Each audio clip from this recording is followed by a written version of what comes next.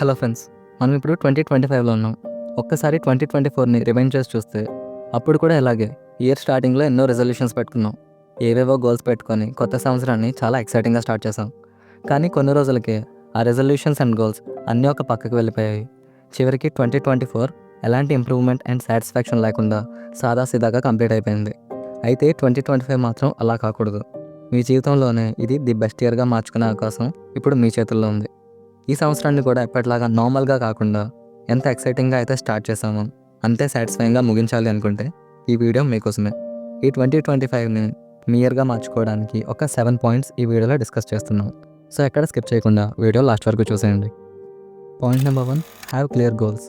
ముందుగా మీ గోల్ గురించి మీకు క్లియర్ ఐడియా ఉండాలి. ఈ సంవత్సరం మీరు ఏం అచీవ్ చేయాలి అనుకుంటున్నారు, దానికోసం ఏమేం చేయాలి, ఎంత టైం పడుతుంది, దానికోసం ప్రజెంట్ మీ దగ్గర ఉన్న రిసోర్సెస్ ఏంటి, ఇంకా ఏమేం కావాలి, ఇలా చాలా విషయాలు క్లారిటీగా తెలియాలి. ఫర్ ఎగ్జాంపుల్, మీరు ఈ ఇయర్ ఒక పెద్ద ఎగ్జామ్ని క్లియర్ చేయాలి అనుకుంటున్నారు. అయితే ఇప్పుడు మీ దగ్గర ఎంత టైం ఉంది, ఈ టైంలో మీరు ఏం చదివితే బెస్ట్ రిజల్ట్ని పొందుతారు, ఎలాంటి బుక్స్ మీకు బాగా హెల్ప్ అవుతాయి, ఇలాంటి విషయాల మీద ముందు ఫోకస్ చేయాలి. దానికి తగ్గట్టుగా మీ గోల్ని చిన్న చిన్న పార్ట్స్గా డివైడ్ చేసుకుంటే మీ అల్టిమేట్ గోల్ మీకు చాలా ఈజీ అయిపోతుంది. Point number 2, time management. ప్రతి ఒక్కరికి రోజులో 24 గంటలే ఉంటాయి. అయితే ఇందులో ప్రతిరోజు నిద్ర, ఆఫీస్ లేదా కాలేజ్ అయిపోగా మిగిలిన టైంని ఎలా వాడుతున్నాం అనే దాని మీదే మీ ప్రోగ్రెస్ ఆధారపడి ఉంటుంది. సో మీకు మిగిలిన టైంని ఒక ప్రాపర్ ప్లానింగ్లో పెట్టాలి. దానికోసం ఒక మార్నింగ్ రొటీన్ని తయారు చేయండి అండ్ దాన్ని కన్సిస్టెంట్గా ఫాలో అవ్వండి. ఎందుకంటే మీరు ఎప్పుడైతే మీ మార్నింగ్ టైంని ప్రొడక్టివ్గా మార్చగలరో అప్పుడే మీ డే అంతా ప్రొడక్టివ్గా మారుతుంది. అలాగే మీరు పోమోడోరో టెక్నిక్ని యూజ్ చేసి మీ టైంని తెలివిగా వాడుకోవచ్చు.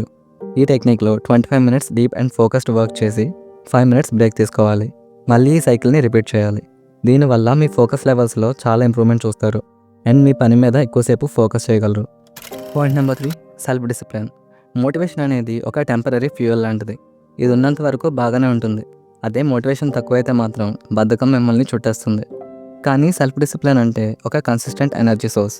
ఇది మీకు అలవాటైనప్పుడు ఎలాంటి మోటివేషన్తో పని ఉండదు. ఒక ఫ్లోలో మీ పనంతా అయిపోతుంది.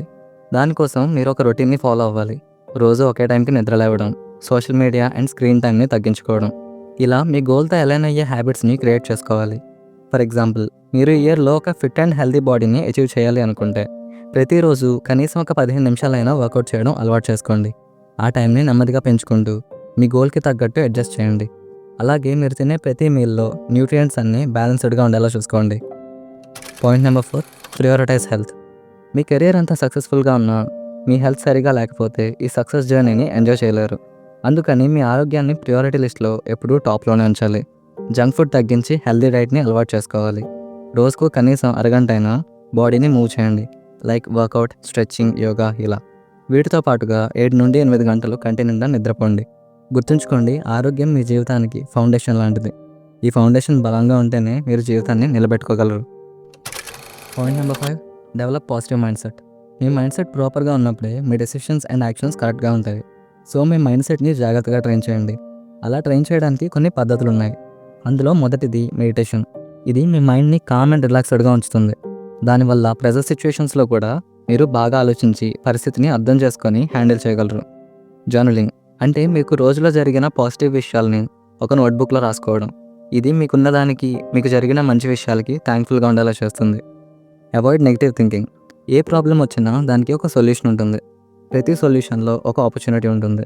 ఆ అవకాశాన్ని అందిపుచ్చుకొని జీవితంలో ఎదగడానికి ప్రయత్నించాలి. అంతే తప్ప ఆ ప్రాబ్లం దగ్గర ఆగిపోకూడదు.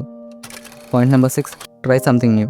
2024 అంతా మీ కంఫర్ట్ జోన్లోనే ఉండి టైం అంతా వేస్ట్ చేశారు. ఈ 2025లో అయినా మీ కంఫర్ట్ జోన్ నుంచి బయటకు రండి. మీ ప్యాషన్ని కాంప్లిమెంట్ చేసేలా ఏదైనా ఒక కొత్త స్కిల్ని నేర్చుకోండి.